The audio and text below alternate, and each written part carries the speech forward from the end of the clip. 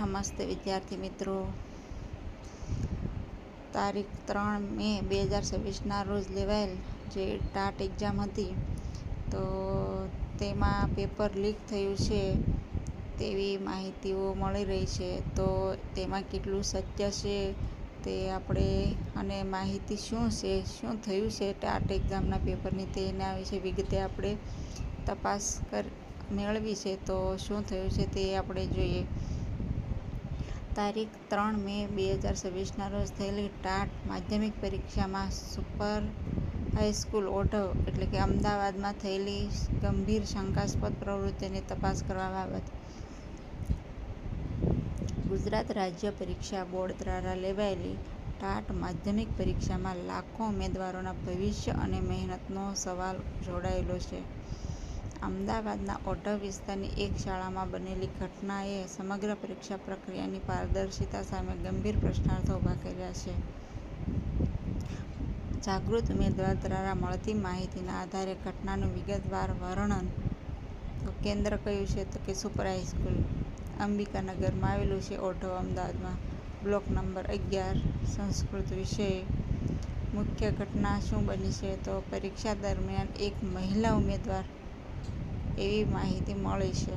નરોડામાં રહેતી મહિલા નરોડા નિવાસી છે. વારંવાર વર્ગખંડની બહાર ગયા હતા અને ગંભીર બાબત એ છે કે ત્રીજી વખત તેઓ પોતાના પ્રશ્નપત્ર સાથે બહાર ગયા હોવાનું નજરે પડ્યું હતું. હવે શંકાસ્પદ ભૂમિકા એ છે કે રિલીવર તરીકે આવેલા એક સુપરવાઇઝર પણ આ ઉમેદવાર સાથે બહાર ગયા હતા અને અંદાજે 2 મિનિટ બાદ સાથે પરત ફર્યા હતા અને સીસીટીવી ફૂટેજમાં પ્રશ્નપત્ર છુપાવવાનો પ્રયાસ થયો હોવાની પ્રબળ આશંકા છે. ઊભા થતા ગંભીર પ્રશ્નો શું છે તો કે નિયમોનું ઉલ્લંઘન.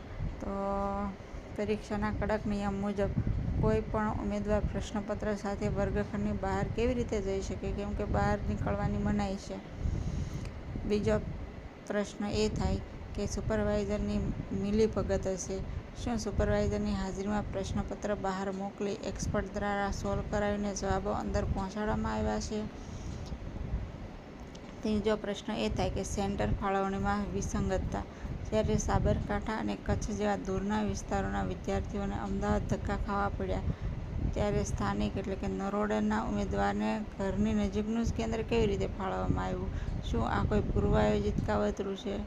કેમ કે બધાના જિલ્લા બદલી નાખે અથવા તો ઘરથી દૂર સ્કૂલનું લોકેશન હોય છે તો આમને એના ઘરની નજીકમાં જ તે કેન્દ્ર આપવામાં આવ્યું હતું સ્કૂલનું.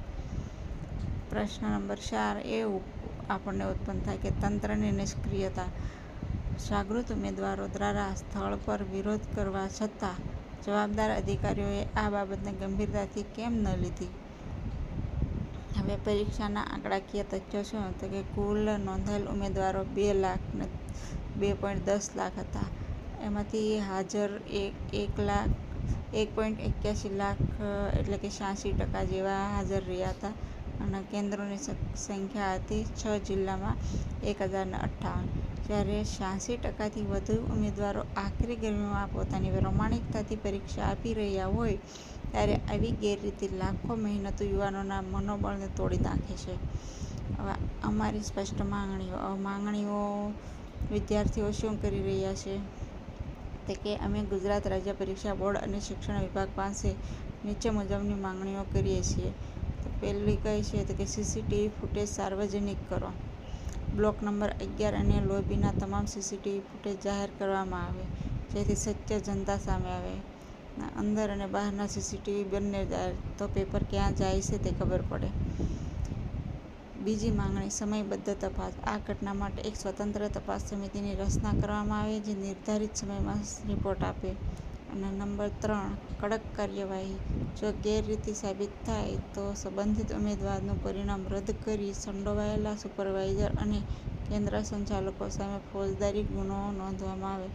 એટલે એક્ઝામ રદ કરવાની વાત નથી, એની હારે જે સંડોવાયેલા છે એ અને એની સાથે સંબંધિત જે ઉમેદવારો છે એમનું પરિણામ રદ કરવામાં આવે અને એના વિરુદ્ધ FIR નોંધવામાં આવે.